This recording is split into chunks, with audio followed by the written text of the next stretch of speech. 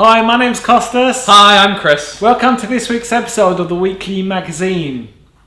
Now, let's get last week's anagram out of the way. We shall.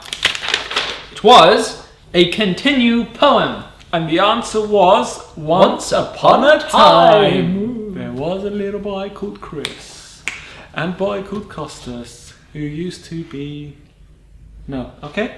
But Yes. we have 2 once-overs. We got, first one's going to be Zenith by David Stone. We have Determination by Federico Poeymiro. Yep. And The Blast from the Past. Houdini's Great Escape. This was actually a request by a customer. Phoned up last week asking what the trick was, and we thought we'll show it to you. So there you go. So that's it. Now also, what we're going to play now is a video I came across online by created by a great friend of mine, Romanos, or friend of ours. He did an illusion. So have a look at it when we come back.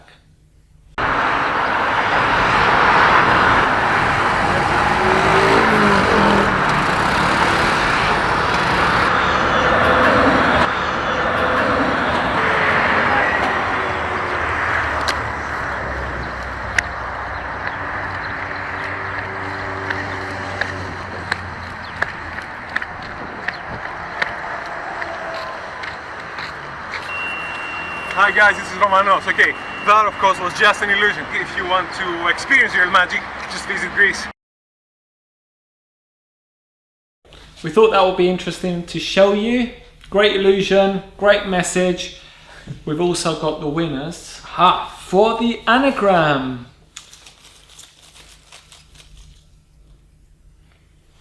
Oh, tightly folded. Kevin Bowman! I'm sure he's going to be giving me a call once he sees his name. We've got a packet of crisps for him ready with his name on. Bacon flavored. Yeah, absolutely. Now, we have a mystery word this week. Oh, do we? A mystery word this week. So I have it right here. Costas has never seen it. He's going to read it and then he's going to try and slip it into the conversation. What could it be? If you can read my handwriting.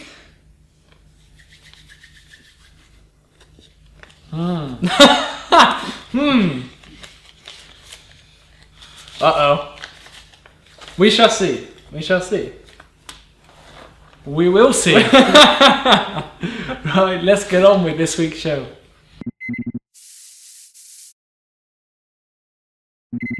The first once over this week is Zenith by David Stone. Now let's watch the official trailer and we come back and discuss it.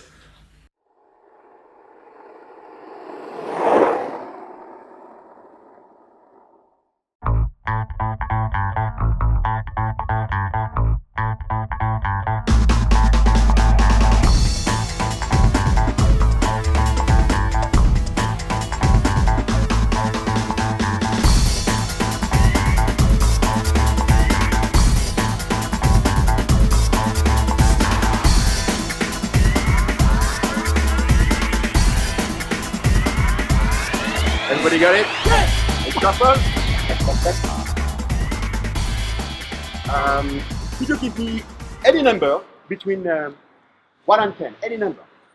8. 8. Perfect. 8. Let's count 8. Very slowly. I'm gonna put a rubber band right there. See? Okay. And now I count 8, 7, 6, 5, 4, 3, 2, 1, 0. Now one, right there. Can you please check the box is normal? You never know. Check the box.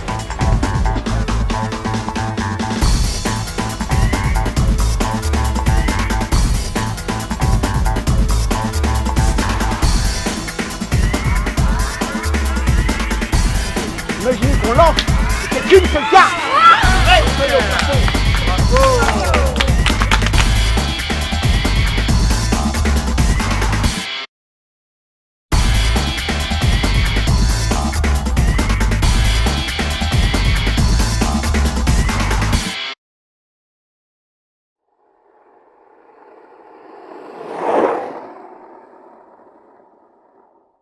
You've just seen the official trailer for Zenith. All I can say is another genius idea by David Stone. I totally agree. It's one of these things where you say, why didn't I think of it before? Mm-hmm. Now, on the ad copy, it does say it comes with a red and blue gimmick. Yes, ours came with just the blue one. Yeah, ours came with a blue one. Some people might just receive a red one. Yeah. I'm not sure if there is a red and blue gimmick made up in any of these packages. The ad copy does say so, but it only comes with one gimmick made up. Yeah. 3 gimmicks in total. 3 gimmicks one in made total. up in either red or blue. Oh, yeah. The other 2 you can create whatever card design you want. Very straightforward, explains it really well. Yes, very simple. A few seconds you'll have it set up. And the gimmick you do receive, if you receive a blue one, you could always replace it to something else like a red one or something. Yep. So it's not complicated at all. The gimmick works really well. Yes, absolutely. It's so simple in its genius. Well, when you first open the package, you look at the gimmick and you think, what is this? Yeah, I didn't know how I was going to use it when I looked at it. I was like, does it attach? What happens? What do you do with it? So it's not obvious at all, No. as far as I'm concerned. When you watch the DVD, you then think, this is simpler than I ever would have thought. this is clever. It's clever. It is This very is clever. It comes with 4 routes. The DVD comes with 4 routines for the card on sealing effect, and 10 additional routines, card stabs and various other bits and bobs using that same gimmick. Yep.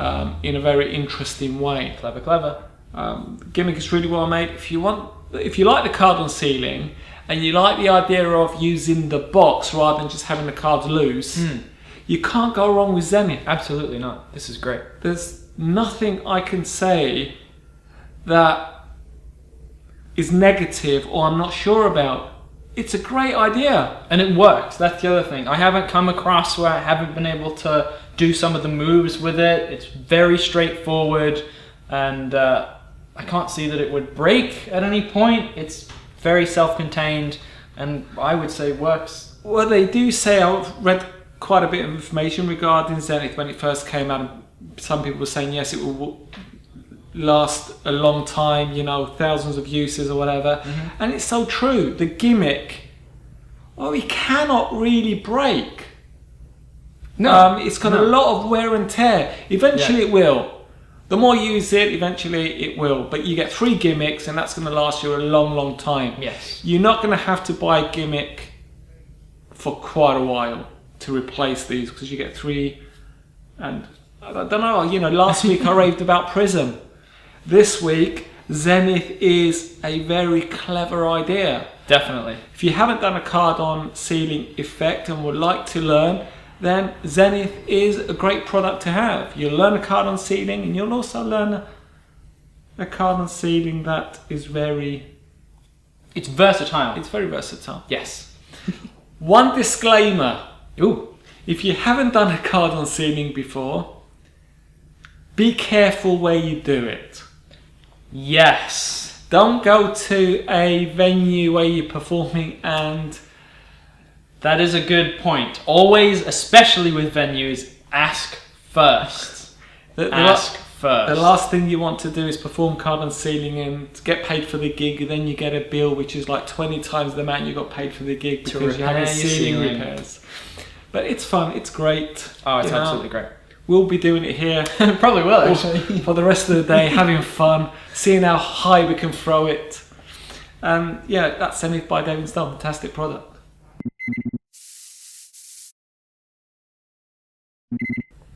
Our second once-over this week is Determination by Federico Poeymiro. Let's look at a live performance we did earlier and have a talk about it afterwards. We're going to talk about ESP today. Okay. Extrasensory perception. Yeah.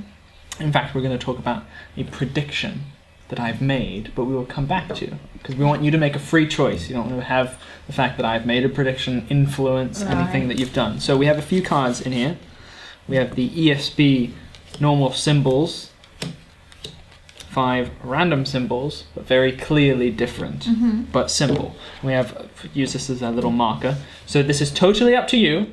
Okay. Put the mark on any of the symbols that you so wish. Now you can change your mind a few times if you like, but the one you put it on is the one we're going to use. Oh. Are you sure? Yes. That one. Yeah. The cross. Yeah. Going to give you a chance to change your mind. No. No? Okay, cool. Because inside the envelope where these came from, can you see? Yeah. There's one piece of paper and one piece of paper only. Will you take that out, unfold it, and put it next to that? Oh, brilliant. I changed my mind like 3 times. There you go. Right, you have just seen a live performance for Determination. As it says on the box, it is easy and original. I had an omen about this. I don't know. Not sure how far they can say it's original. Original, yeah, that is true. That is true. It's some very, very old principles, actually. It's an interesting effect. Now, I was reserved. I had my reservations about this effect. The reservations were, as a magician, you know, you got a trick. It's basically multiple outs. Yes, and it's not something that, as a magician, You know, there's loads of tricks out there using multiple outs. So being original, well, okay. However, a couple of them were actually interesting outs. yes, One in particular, I actually thought, yeah, that's clever. I like that idea. And it's one of those. But when you performed it, the reactions were fantastic. I agree. This is one for the layman. Well, it's one of these effects that is self-working. Yep, take it out of the box, use it. There's nothing you need to really... Okay, you've got to remember which one is the out for each particular symbol. But it's only 5 things, and you when you open it, you know where they are. Well, that's it. And you're only going to perform it once to a spectator, so the outcome's Correct. always accurate. So as far as they're concerned, it's a miracle. Yep. And Rachel said, I don't get it. That's like something that Darren Brown does. You know, Yeah. did you force me to choose that card? Did you get me to choose it? Was it your wording that got me to choose that particular symbol? And I Nope. thought, that's actually a pretty interesting response, because it's a trick that I would probably have never bothered looking at. But seeing it from the layperson's point of view, it's a complete miracle. Absolutely. It's their choice, a free choice. It makes them question their whole reality. No, absolutely. It does, And It's great. one of them is so strong. One of the outs is very, very strong. There's a couple. There are weaker outcomes and there are strong ones. And the one that I did in the shop was someone picked the really strong ending, and It looked really impressive. Yeah. Really impressive. But it's one of these things with all these multiple out effects. You either love them or hate them. Mm-hmm. If you're not a full-time professional magician, you like performing magic to your friends and family and stuff, this is a great effect. Mm-hmm. The reactions are superb. And the great thing is, with a bit of consideration, you can perform it twice. You know, I had an omen about this effect. Yeah. There's a storyline to be told. Oh, absolutely. In fact, when Rachel was talking about Darren Brown, it gave me some good ideas. If I am going to perform this, how I can adapt it, because it is pretty simple and straight out of the box. But with a little preparation and storyline, it could be even stronger than that. Yeah, no, it's great. You can go into I had a premonition, I had an omen, or whatever it is, and go into it, and it just enhances it slightly. You know, it's not for everyone. However, if you want a cheap and cheerful effect that actually does work, you know, work every time. The beauty of us doing this this show is we're looking at effects that we would never have looked at before. Right. And we go and perform it to a layperson. Yes, Rachel does like magic, but she does tell us after if she really liked it or just thought it was an average trick. Right, absolutely. And she actually really liked this. One. So if Rachel really likes this, who are we to actually say it's not good? Absolutely. Just because it's got multiple outs. And something that we might not look at if it was on the shelf. Oh, definitely worth it. Definitely worth it. And I can only go by the reaction of Rachel. Yeah, I can't. The reaction tells us if it's a good trick or not. I can't stick to my beliefs about multiple outs not being good when it gets a reaction like this. What more can we say? That's it. It's a great idea. You like it. It's not rocket science. It's simple and powerful. How about that? It.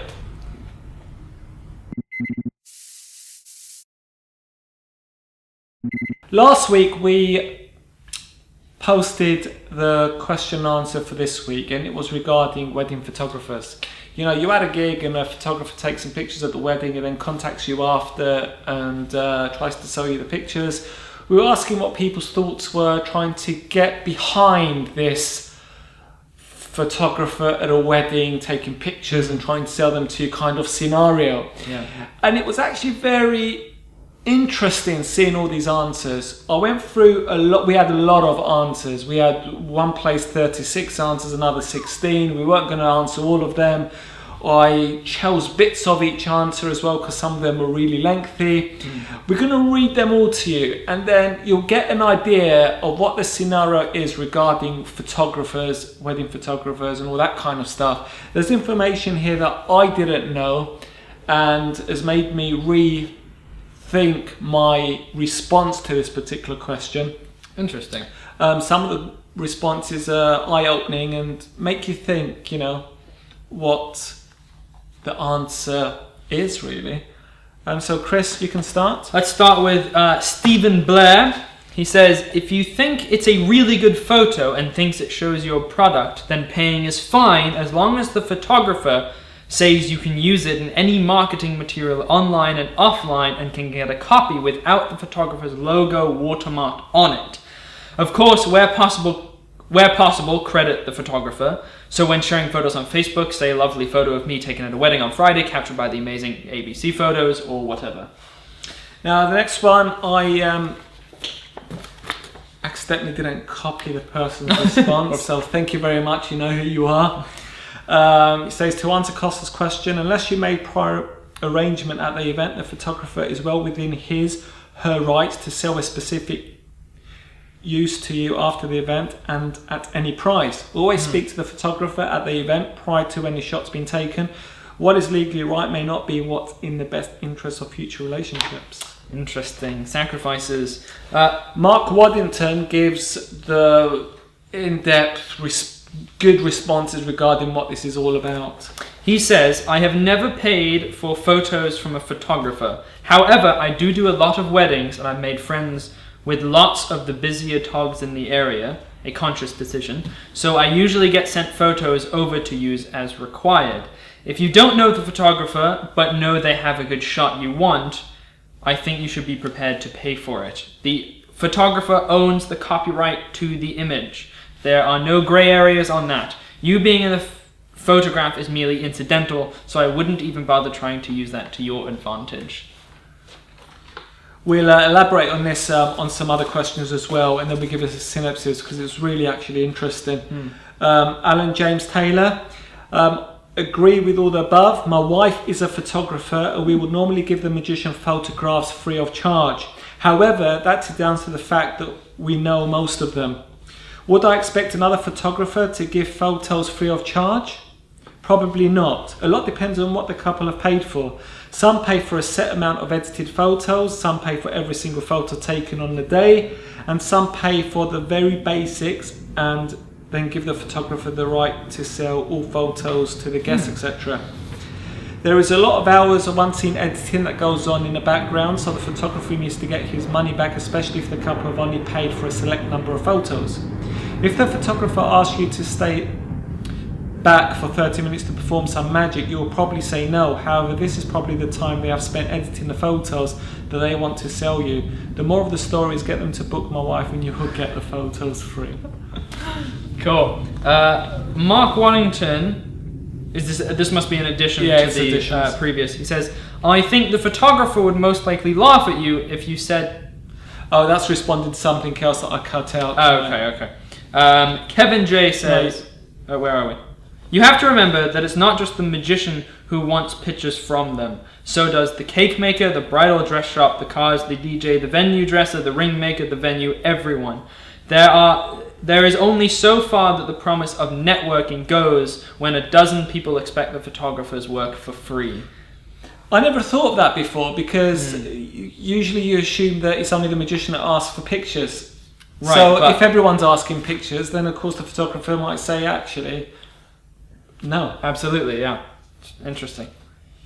Kevin J, I always introduce myself to the Tog. Now Tog is a photographer.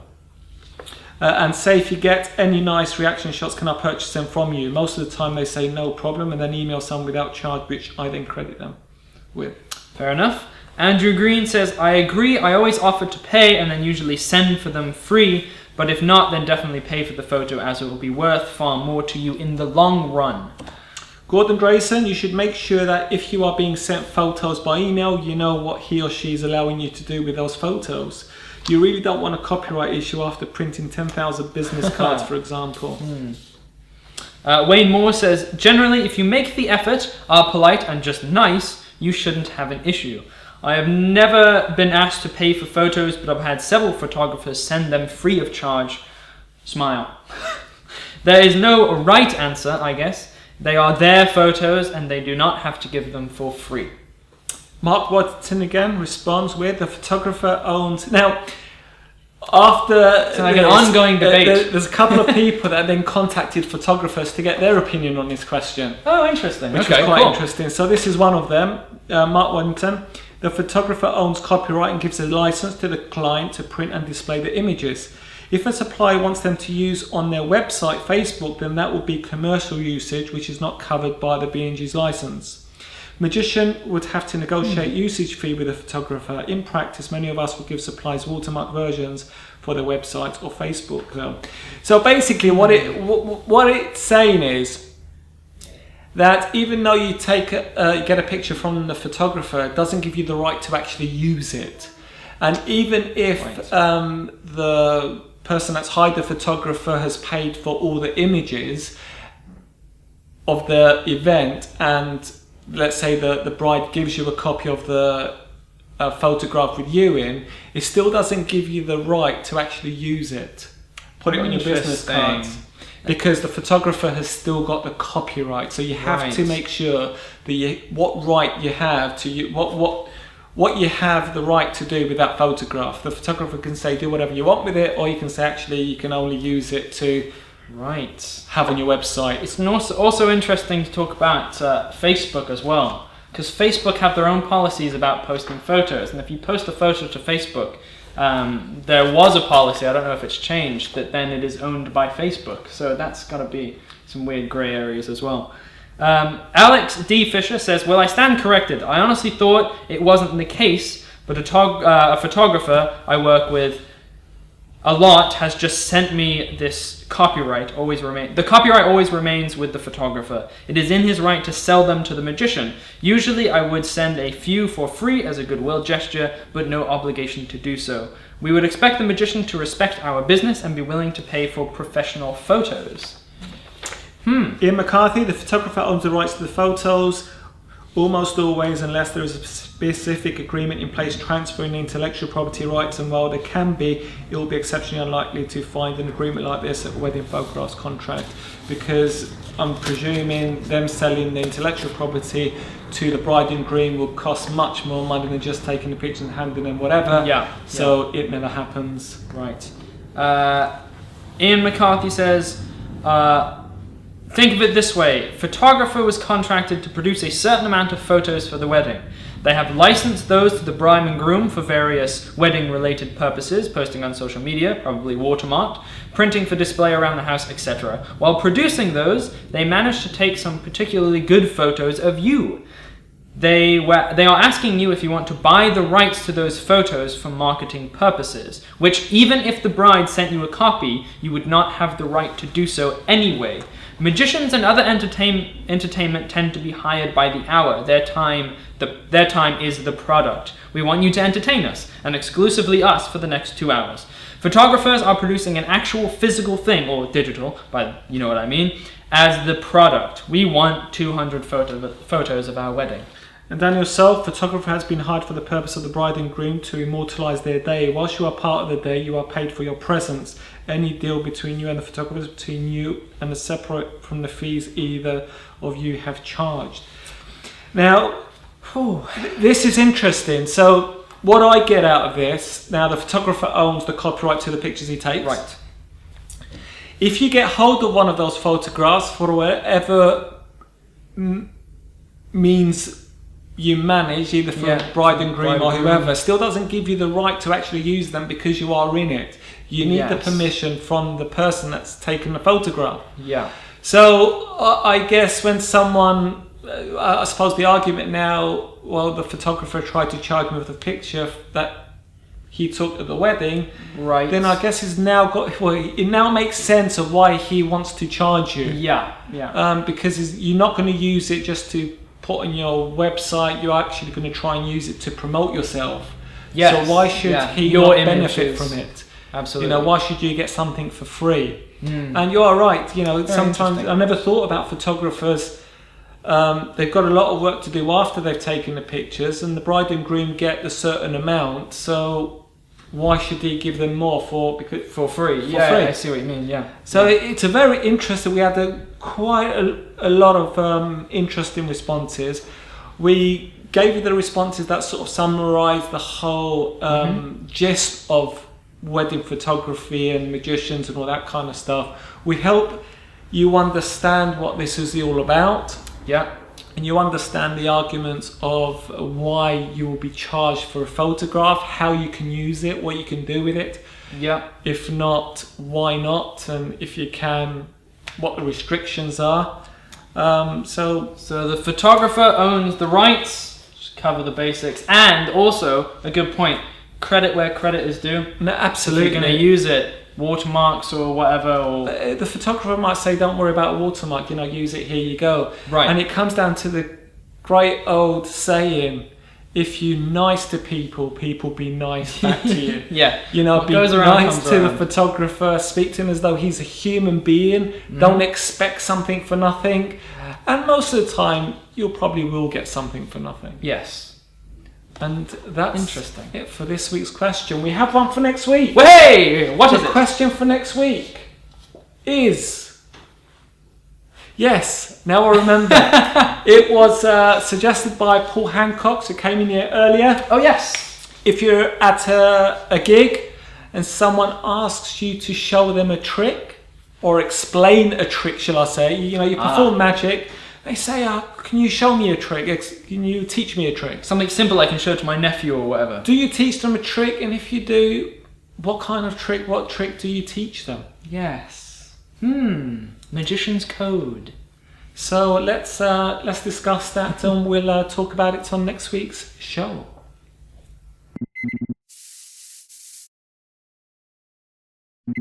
This week's blast from the past is Tony Clark's Houdini's Great Escape. Let's have a look at a performance we did earlier and have a talk about it afterwards. We're going to talk about Houdini for this trick. And one of Houdini's greatest escapes that he did was actually caught on film as well, where he escaped from a jail, inside the jail, all handcuffed and tied and everything, with guards outside. So this is a demonstration of how he did it. So we have a few cards in here. We have one of the guards. We have Houdini himself and another one of the guards. Yeah. So what the guards realize, though, if they turn their back just for a single second, that Houdini would escape. And he really would escape. See, they're all. And he escaped all the way back. Seriously, into his cell. Now, as you can see, all the way inside. Houdini's Great Escape. We got a phone call by a customer last week asking what Houdini's escape was, and we said that we show it to you as a blast from the past. So here it is. Now, what can I say? This is one that I've played around with. Yeah, it's interesting, and never really thought much of it. It's what it is. There's nothing else you can do with it. No, it's a standalone little routine about Houdini, and the cards are a decent size. They're very visual. You can do it for a great group. yeah. But I was surprised of the reaction. I was too, because you look at it and you go, oh, okay, that's what it is. But you don't expect what we got from Rachel. No, because Simon started to smile at the end and giggle. Giggle, yeah. And I go to him, What are you giggling at? what are you giggling at? He goes, I really like that. I'm There you thinking, go. okay. So it just shows again what, until you perform something in the real world, Yes. you'll then know what the reactions are. You can't look at a trick and play around with it and say this is going to work or isn't. Now this is our 42nd episode. Woohoo! We've The gone, answer to life, the universe, and everything. well, we've gone through a lot of tricks, and the only thing I can conclude is that we do not know what will work in the real world or not. Absolutely You just not. have to go out, try it, and then see. Can't overlook the simple ones sometimes. And this actually, it was really good, and for $9.99, it's a great little routine. I agree. It's big routine. It's a nice little story as well. I had an omen that we were going to do a trick that would seriously surprise us today. This is it. And this is it. Fantastic. Now it surprised me more than this. Huh. It surprised me more. Cool. I do like it. Houdini, everyone knows who Houdini is. Well, I'm guessing everyone has heard of Houdini. I should hope so. So, there's nothing else I can say. It was a fun little thing.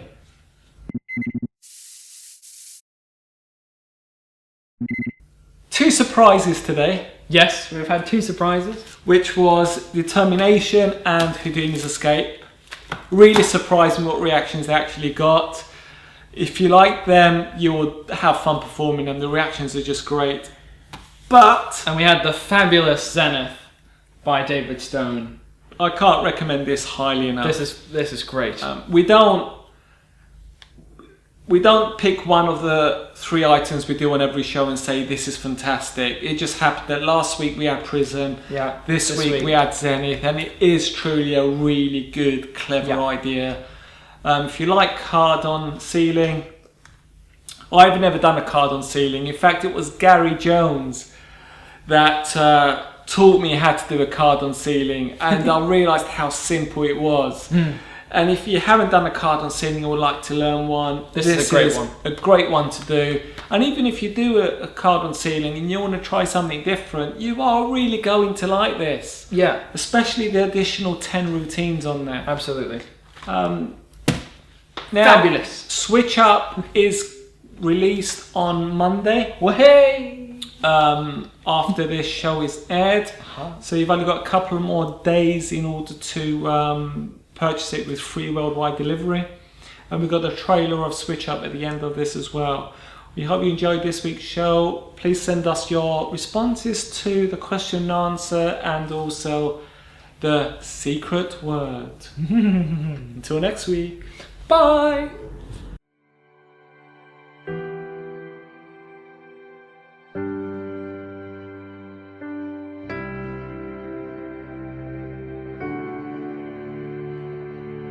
Straight from the mind of our friend Danny Weiser comes an extremely visual close-up illusion.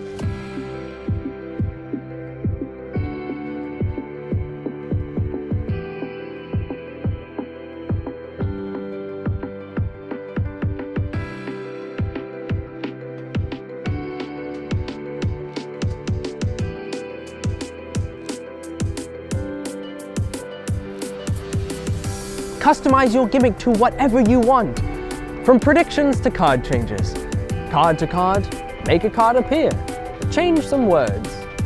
The possibilities are endless. Let your imagination run wild.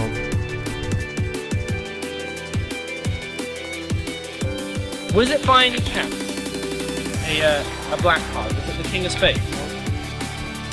Seriously, wasn't the King of Spades? Is it the Four of Hearts?